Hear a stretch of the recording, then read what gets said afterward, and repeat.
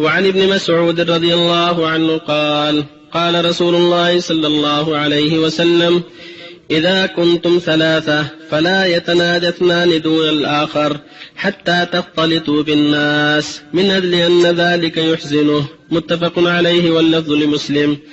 هذه الأحاديث كلها تتعلق بالآداب الشرعية التي أراد المؤلف بيانها في هذا الباب.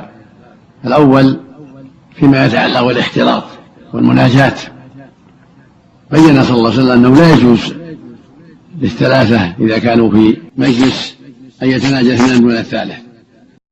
الحمد لله رب العالمين والصلاة والسلام على أشرف الأنبياء وسيد المرسلين نبينا محمد وعلى آله وصحبه أجمعين. أما بعد، باب التیمم کا یہ 10واں درس ہے. سابقہ درس نمبر 9 میں نے ابو ہریرہ رضی اللہ عنہ کی حدیث پیش کی تھی، اور ایسے ہی ابو ذر رضی اللہ عنہ کی حدیث، جو حدیث ہے الصعید وضوء المسلم وإن لم يجد الماء 10 سنين فإذا وجد الماء فليتق الله وليمسه بشرته. رواه البزار وصححه ابن قطان ولكن صوب الدارقطني ارساله. ترجمہ: مٹی مسلمان کا وضو ہے، مٹی مسلمان کا وضو ہے، خواہ 10 برس تک اسے پانی نہ ملے، مگر جب پانی دستیاب ہو جائے تو اسے اللہ سے ڈرنا چاہیے اور اپنے جسم پر پانی پہنچانا چاہیے.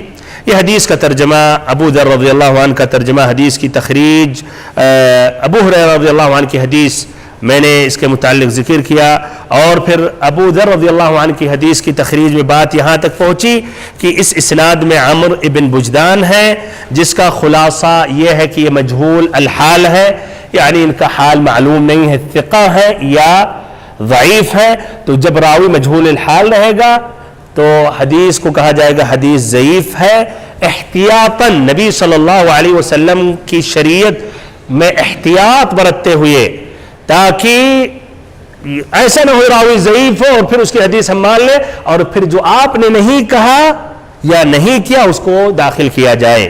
تو بہرحال اس طرح یہ حدیث ضعیف ہے اگر اس کو اکیلے آپ دیکھیں اس حدیث کو. لیکن ترمذی نے حدیث کو حسن صحیح کیوں کہا؟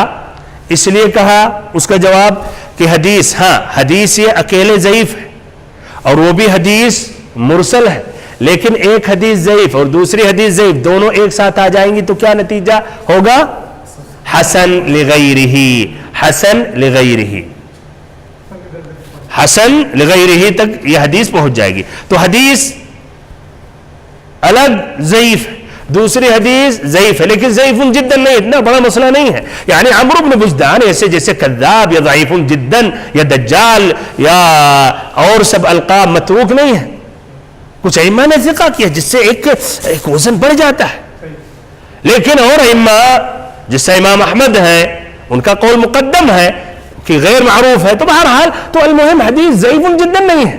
اب ضعیف جدا نہیں ہے تو یہ حدیث کہیے ضعیف ہے، یہ بھی ضعیف ہے، تو دونوں مل کر حسن تک یہ حدیث پہنچ جائے گی. اسی لیے مجموعی طور پر اس کے اور شواہد ہونے کی وجہ سے، یعنی ابو ہریرہ رضی اللہ عنہ کی حدیث بھی اس لیے اس میں ہے، تو الترمذی رحمہ اللہ نے کیا مجموعی طور پر اس حدیث کو حسن کہا، اور اسی لیے کچھ ائمہ نے صحیح کہا. صحیح یعنی مقبول کے حدود میں ہے، جس طرح کی ابن حبان نے اپنی صحیح ابن حبان میں، جس طرح کی الاحسان میں موجود ہے مجلد 4 پیج نمبر 135. الحاکم نے بھی المستدرک میں مجلد 1 پیج نمبر 170. ابن حجر رحمہ اللہ کہتے ہیں صححہ الترمذی وابن حبان والدارقطنی، اسے ابن حبان اور ترمذی اور دارقطنی نے صحیح قرار دیا. یہ فتح الباری میں یہ عبارت موجود ہے مجلد 1 پیج نمبر 466. اور ابن حجر رحمہ اللہ پھر سے حدیث کی طرف رجوع کرے. ابن حجر رحمہ اللہ نے اپنی رائے تو حدیث کے بارے میں ظاہر نہیں کی، لیکن کیا رائے ہے اس عبارت سے؟ کیا ہم استدلال کر سکتے ہیں کہ ابن حجر صحیح حدیث کو قرار دے رہے ہیں یا ضعیف؟ رواہ البزار وصححہ ابن قطان ولكن صوب الدارقطني ارساله وللترمذي عن ابي ذر نحوه وصححه. اس سے کیا واضح ہوتا ہے کہ ابن حجر رحمہ اللہ اس کے قائل ہے کہ صحیح ہے یا نہیں؟ صحیح ہے، لیکن انہوں نے صراحت کے ساتھ نہیں یہاں کہا. لیکن واضح ہو رہا کہ یہ اسی کی طرف مائل ہے. تو خلاصہ کلام یہ حدیث یہ درجہ حسن سے کم نہیں ہے، حدیث مقبول ہے، قابل اعتبار اور اعتماد ہے. اب آگے بڑھتے ہیں، اور اس حدیث میں جو الفاظ جن کی وضاحت کی ضرورت ہے، کچھ الفاظ کی وضاحت کی ضرورت نہیں پڑتی ہے لیکن تب بھی مزید حدیث کے مسائل واضح ہو جائے تو ذکر کیا جاتا ہے. تو سب سے پہلے الصعید وضوء المسلم. الصعید لغت اعراب میں الصعید مبتدا ہے، وضوء المسلم خبر ہے. الصعید وضوء المسلم، الصعید مٹی یا زمین کا جو اوپر کا حصہ ہے، یہ کیا ہے؟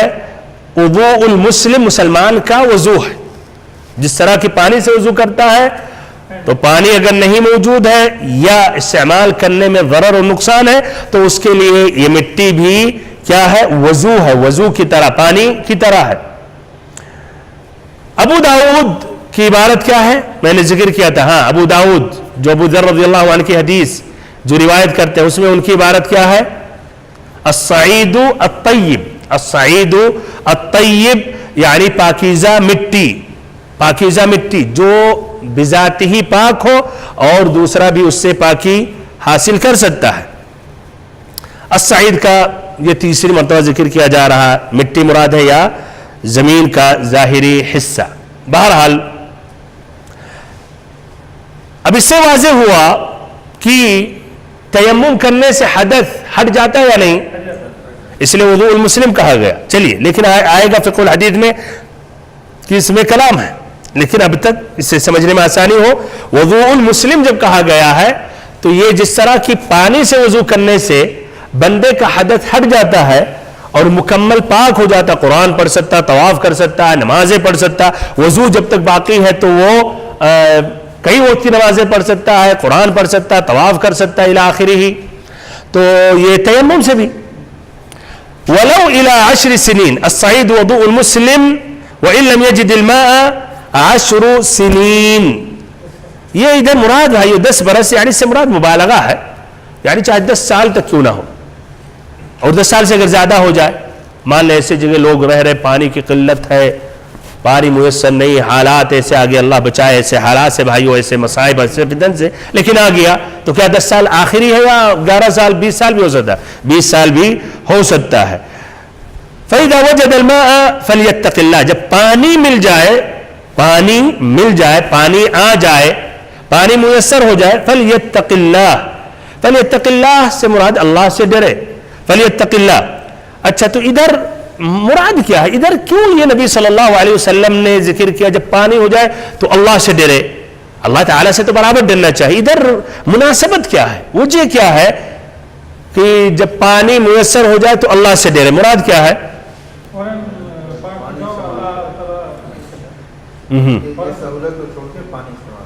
اچھا صحیح، صحیح، تاکید ہے اس بات کی، طہارت کی اہمیت، طہارت کی عظمت یا کہیے شان، کہ اس کی اہمیت اتنی ہے، اللہ سے ڈرو، پانی آ گیا پانی استعمال کرو. اچھا فَلْيَتَّقِ اللَّهَ وَلْيُمِسَّهُ بَشَرَتَهُ.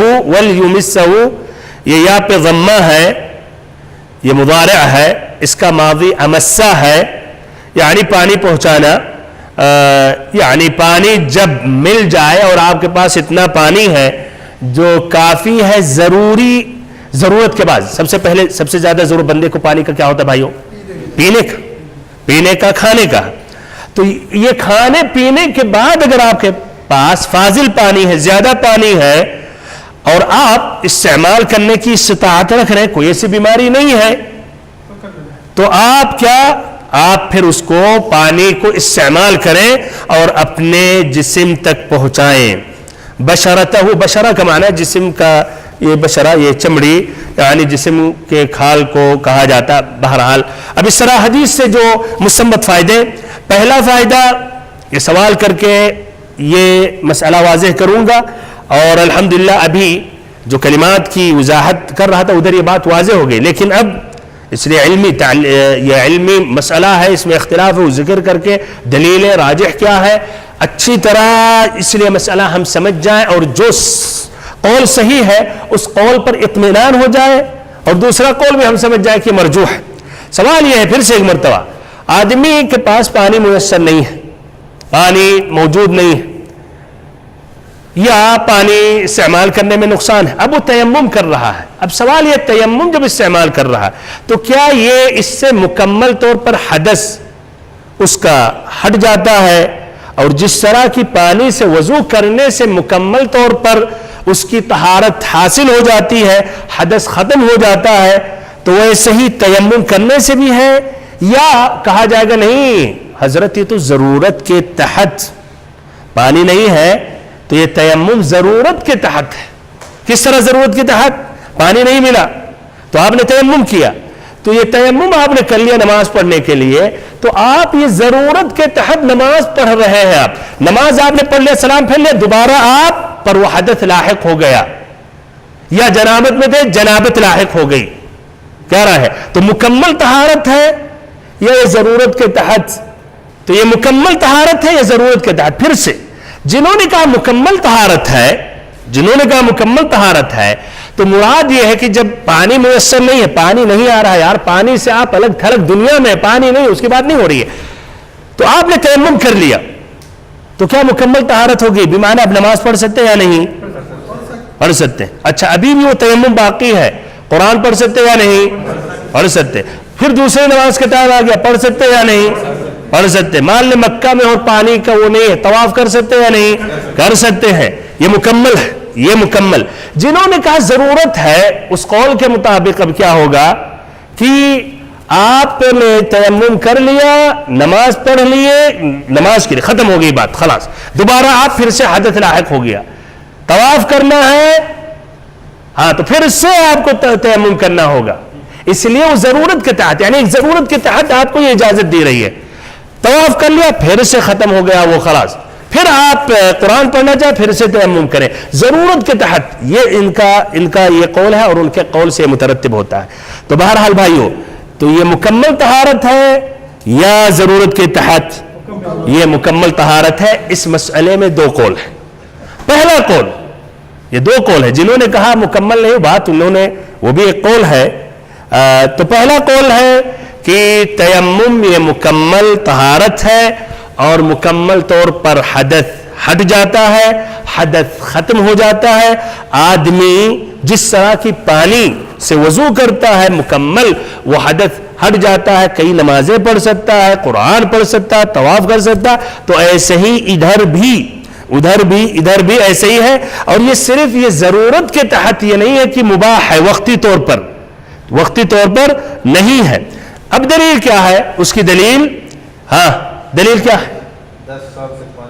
ہاں اس سے پہلے ایک عبارت، الصعید وضوء المسلم، الصعید وضوء المسلم، مٹی مسلمان کا وضو ہے۔ تو ادھر تیمم کو وضو کہا گیا ہے، تو ادھر آپ صلی اللہ علیہ وسلم نے تیمم کو وضو کہا۔ تو جس طرح کی وضو کے پورے احکام ہیں تو تیمم کے بھی وہی احکام ہیں۔ یہ پہلی دلیل۔ دوسری دلیل جو پہلی حدیث پیش کی گئی باب التیمم میں، کن کو یاد ہے؟ حدیث جابر ابن عبداللہ، بالکل کیا ہے؟ اعطیت خمسا لم يعطهن احد من الانبیاء قبلی وجعل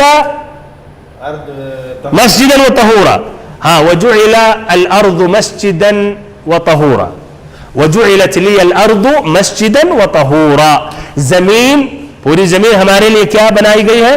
مسجد، عبادت گاہ۔ اور ایسے ہی تیمم کر سکتے ہیں، پاک بنائی گئی ہمارے لیے، تیمم کر سکتا ہے، وہی نماز پڑھ سکتا ہے۔ تو اس سے کیا واضح ہوا؟ وجعلت لی الارض مسجدا وطہورا، طہورا کا لفظ آیا، مکمل یہ پاک۔ اچھا یہ پہلا قول ہے، اس کے جو قائل ہیں کیا رائے ہے؟ اکثر اہل علم اس کے قائل ہے، دوسرے قول کی طرف اکثر اہل علم ہے۔ ادھر اکثر نہیں، عقل ہے۔ ابو حنیفہ رحمہ اللہ کا مذہب ہے، امام احمد سے ایک روایت ہے، اس کو شیخ الاسلام ابن تیمیہ رحمہ اللہ نے راجح قرار دیا، ابن القیم. بھائیو بار بار یہ کہتا ہوں، جس مسئلے میں ابن تیمیہ رحمہ اللہ کا آ جاتا ہے ترجیح تو وزن بڑھ جاتا ہے. اور یہ بھی کہا ابن تیمیہ رحمہ اللہ کے بعد اب تک ان کی طرح جلیل القدر اتنا بڑا عالم امت اسلامیہ میں نہیں آیا ہے. اچھا تو یہ بڑھ جاتا ہے، لیکن کوئی ضروری نہیں ہے بھائیو. ہم بہرحال لیکن ہم مسلمان صرف اور صرف تمام مخلوقین میں محمد صلی اللہ علیہ وسلم کی اتباع کرتے ہیں، اپنا قدوہ ہم سمجھتے ہیں، اور جو امتی ہیں اہل علم احترام کرتے ہیں آنکھوں اور سروں پر، لیکن کسی ایک کی بعینہ تقلید نہیں کرتے ہیں کہ حق اسی کے پاس ہے. نہیں، حق بھائیو مجموع، یعنی اجمالی طور پر اہل علم وہ اہل سنت والجماعت کے علماء کے پاس ہے، لیکن کسی ایک شخص کے پاس بعینہ ہی نہیں.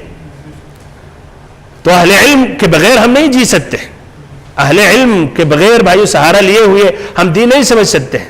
واللہ تعجب کی بات آگے آج ہی ابھی فون آیا، وہاں بمبئی سے ایک حاجی صاحب ہے، انہوں نے کہا ایک مولانا صاحب کہہ رہے ہیں کہ سفر کے بارے میں کہ اگر اپنے گھر سے آپ نکل رہے ہیں 3 فرسخ کے برابر تو آپ قصر کر سکتے ہیں. تو ہم نے کہا یار کسی عالم نے نہیں کہا جب تک آپ شہر میں، کس نے کہا؟ سفر آدمی کر رہا، سفر میں ہاں اختلاف ہے، کئی اقوال ہے. ابن حجر رحمہ اللہ کہتے ہیں کتنی مسافت یا کب قصر کیا جائے اس میں 20 قول موجود ہے. اور سفر کے جو مسائل اتنے اختلافی مسئلے ہیں، جھنجھٹ اقوال متعدد ہیں بھائیو. بہرحال اور صحیح جو راجح مسئلہ ہے کہ لوگوں کے نزدیک جس مسافت کو سفر شمار کرتے ہیں تب آپ اپنے آپ کو مسافر شمار کریں، ورنہ نہیں. لیکن شہر کے اندر آپ ہیں 100 کلومیٹر بھی جا رہے ہیں تو آپ مسافر نہیں ہیں، سفر کے احکام نہیں ہوں گے. یہ تو پہلی بات.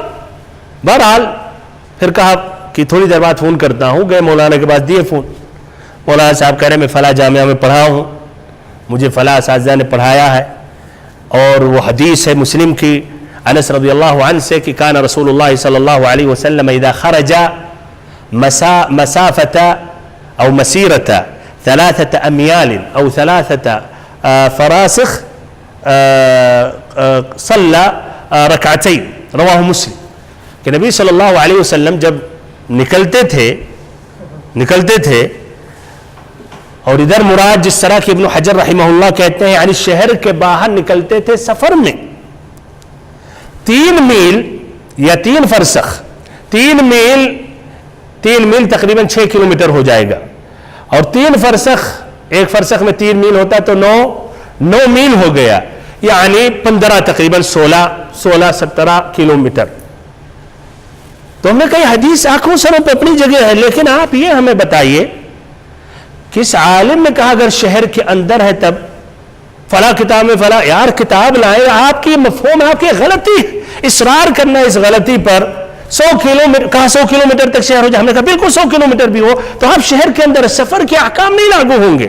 بہرحال انہوں نے بھیجا کسی کتاب سے احادیث صحیحہ، اس میں لکھا ہوا باب یعنی کم یقصر اذا سافر. تو ہم نے کہا حضرت یہ سفر کے لیے بات ہے، ہاں سفر میں کہیے آپ کی 9 میل الگ ہی بات ہے، بات کی بات ہے، لیکن آپ کریں شہر کے اندر. تو عجیب ایسے لوگ، کچھ لوگ بس حدیث سمجھ گئے تو سمجھتے ہیں خلاص وہ مجتہد ہو گئے. واللہ خطرناک مسئلہ ہے بھائی.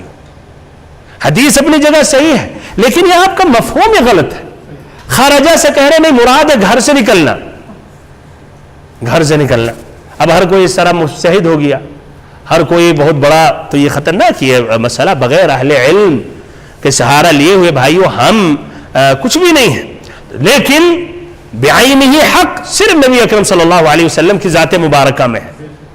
باقی جو اشخاص اہل علم ہاں سب کا ہم احترام کرتے ہیں، اقرب جو حدیث سے ہے صحیح ہے اس کو ہم لیتے ہیں. اچھا بھائیو، یہ پہلا مسئلہ، پہلا قول کہ تیمم مکمل، یہ اس سے طہارت حاصل ہو جاتی ہے، حدث ہٹ جاتا ہے. دوسرا قول یہ ہے کہ تیمم یہ ضرورت کے تحت یہ کیا ہے، صرف یعنی اس سے نماز ہو جاتی ہے، پھر نماز پڑھنے کے بعد آدمی دوبارہ حدث اسے لاحق ہو جاتا ہے. تو حدث مکمل نہیں اٹھتا ہے، مکمل نہیں ختم ہوتا, ضرورت کے تحت پر یعنی آپ نماز پڑھ سکتے ہیں یا قرآن پڑھ سکتے ہیں. پھر جب آپ کی یہ ضرورت پوری ہو گئی, نماز پڑھ لی, تو حدث دوبارہ لاحق ہو گیا. اس طرح انہوں نے کہا کہ ہر نماز کے لیے تیمم کرنا ہوگا آپ کو, اس لیے ایک مرتبہ تیمم ضرورت کے تحت ہوا. یہ مذہب جمہور اہل علم کا ہے, جس میں مالک ہیں, شافعی ہیں, اور یہی مشہور امام احمد. اس طرح چاروں ائمہ میں 3 ائمہ اس کے قائل ہیں, امام ابو حنیفہ رحمہ اللہ. اسی لیے ہمارے بھائی جو کہتے ہیں یار یہ امام ابو حنیفہ سے حسد رکھتے ہیں, ان کی نہیں, امام ابو حنیفہ آنکھوں سروں پر ہے تمام ائمہ کی طرح. جو اقرب الی الصواب ہے ان کو ہم لے لیتے ہیں. اس مسئلے میں ہم کہہ رہے ہیں ابو حنیفہ باذن اللہ عز وجل حق پر ہے, ان کی رائے اقرب الی الصواب ہے. بہرحال تو دوسرا جو قول ہے ان کی دلیلیں بھی پیش کر دوں, تو ان کی دلیلیں کیا ہیں, اس لیے آپ نہیں کہے بغیر دلیل کیسے انہوں نے کیا. اسی حدیث سے بھائیو, ہاں کیا رائے ہے اسی حدیث سے؟ چلیے آسانی کے لیے الفاظ دوسرے جملہ سے انہوں نے استدلال کیا.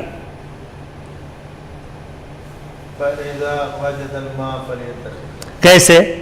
کہ جب یہ یعنی کہ ضرورت کتنی ہے. بہت صحیح, ماشاءاللہ, واللہ جزاک اللہ خیر, زبردست بات, بہت صحیح, ماشاءاللہ اعجاز بھائی, صحیح. فَإِذَا وَجَدَ الْمَاءَ فَلْيَتَّقِ اللَّهَ وَلْيُمِسَّهُ بَشَرَتَهُ. اس میں تاکید ہے کہ جب پانی مل جائے, طبعاً اسے پانی نہیں ملی ہے, لیکن تاکید ہے کہ پانی اصل ہے, جب پانی ملے تو اللہ سے ڈر جاؤ اور اپنے جسم تک, چمڑی تک پہنچاؤ. تو اس سے واضح ہوا کہ یہ ضرورت کے تحت, یہ مکمل, بہرحال اتنا واضح تو نہیں, استدلال قوی نہیں ہے واللہ عالم, لیکن یہ استدلال کیا کہ مکمل یہ وضو کی طرح نہیں ہے, ایک ضرورت کے تحت, اس لیے الاصل پانی ہے. اس لیے اس حدیث میں بھی نبی صلی اللہ علیہ وسلم نے تاکید دیا کہ پانی جب مل جائے تو اللہ سے ڈرو اور پھر اس کو پہنچاؤ پانی کو اپنے جسم. اس کا معنی کہ ضرورت کے تحت ہے, تو جب ضرورت کے تحت ہے تو مکمل حدث آپ کا نہیں ختم ہوگا, مکمل حدث ختم نہیں, ضرورت کے تحت نماز آپ پڑھ سکتے ہیں, قرآن پڑھنا ہے تو آپ پڑھ سکتے ہیں. اور اگر یہ مکمل کہتے ہیں کہ اگر حدث اس سے ہٹ جاتا تو پانی کا ادھر ذکر کرنے کی ضرورت نہیں تھی. اچھا, یہ ان کی یہ دلیل ہے. بہرحال اسی حدیث سے زیادہ راجح واللہ عالم کہ پہلا قول یہ اقرب الی الصواب ہے, پہلا قول اقرب الی الصواب ہے کہ آدمی اگر تیمم کر رہا ہے, پانی میسر نہیں ہے, جب تک میسر نہیں ہے تو گویا اس نے وضو کیا, اور وہی احکام جو وضو کرنے کے بعد اس کے لیے ہے وہی احکام اس کے لیے بھی ہے. ایک ہی تیمم کرنے کے بعد نمازیں پڑھ سکتا ہے, کئی نمازیں پڑھ سکتا ہے. نفلی نماز کے لیے اس نے وضو کیا, اس سے فرض پڑھ سکتا ہے, فرض کے لیے کیا نفل پڑھ سکتا ہے, کئی نمازیں پڑھ سکتا ہے, قرآن پڑھ سکتا ہے, طواف کر سکتا ہے. اور ایسے اگر وہ بھی جو پانی ہے لیکن استعمال کرنے میں کوئی مشکل ہے, وہ بھی بھائی اس سے وہی حکم ہے. یا تو پانی نہیں ملا یا تو پانی ہے لیکن استعمال کرنے میں نقصان ہے, تو احکام وہی ہے. اگر آپ نے تیمم کیا تو آپ کی طہارت کاملہ ہے, ایک ضرورت کے تحت نہیں ہے. دلیل کیا ہے کہ یہی اقرب الی الصواب ہے؟ بے شمار دلیلیں, ان میں سے اللہ تعالیٰ نے فرمایا وہی آیت التیمم میں سورۃ المائدہ آیت نمبر 6 میں اللہ تعالیٰ نے جب تیمم کا ذکر کیا, فَتَيَمَّمُوا صَعِيدًا طَيِّبًا فَامْسَحُوا بِوُجُوهِكُمْ وَأَيْدِيكُمْ مِنْ مَا يُرِيدُ اللَّهُ لِيَجْعَلَ عَلَيْكُمْ مِنْ حَرَجٍ وَلَكِنْ يُرِيدُ لِيُطَهِّرَكُمْ. اللہ اکبر. دیکھیے کس طرح سے بات کرتے ہیں اہل علم کہ آیت التیمم کے بعد اللہ تعالیٰ نے کیا ذکر کیا, مَا يُرِيدُ اللَّهُ لِيَجْعَلَ عَلَيْكُمْ مِنْ حَرَجٍ. اللہ تعالیٰ تمہیں مشکل میں نہیں ڈالنا چاہتا ہے, تنگی میں نہیں ڈالنا چاہتا. اللہ اکبر. یہ دین آسان ہے, ان هذا الدین یسر, یہ دین آسان ہے. تو اللہ تعالیٰ نے کہا ما یرید اللہ لیجعل علیکم من حرج ولکن یرید لیطہرکم. اللہ تعالیٰ کیا تمہیں پاک کرنا چاہتا ہے. تو یار اللہ جب پاک کرنا چاہ رہا ہے تو آپ کیوں تنگ کر رہے ہیں امت پر؟ کہہ رہے نہیں, آپ نے تیمم کی ضرورت کے تحت, نماز ختم ہوگی خلاص, دوبارہ جنابت لاحق ہو گئی, دوبارہ آپ بے وضو ہو گئے. تو اللہ اکبر. یہ استدلال اس کا ہے. دوسری دلیل ترجیح کے لیے, تیمم پانی کے بدلے میں ہے کہ نہیں, پانی کی جگہ پر ہے. اور شرعی قاعدہ یہ ہے کہ البدل له حکم المبدل, بدل کے وہی احکام ہے جو مبدل منہ, جو مبدل کا احکام ہے.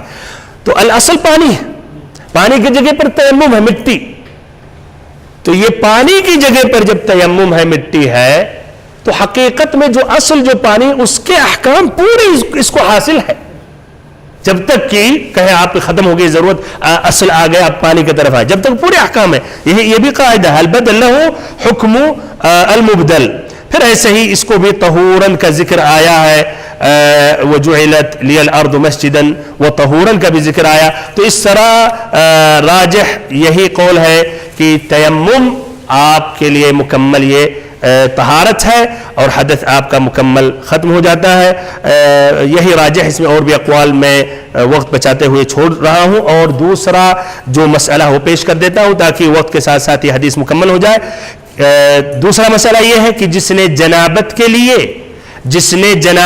لیے مثلا تیمم کیا پھر پانی میسر ہو گیا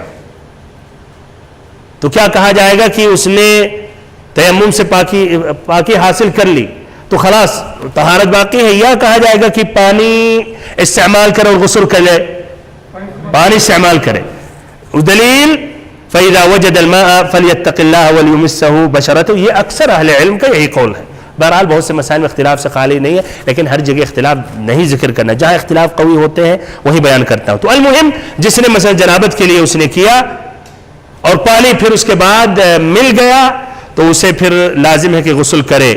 تیسرا مسئلہ یہ ہے کہ تیمم کرنے کے لیے کوئی ایک حد متعین نہیں ہے کہ 10 دن تک تیمم کر سکتا ہے، بس 1 سال 10 سال نہیں، اس کا کوئی نہیں ہے.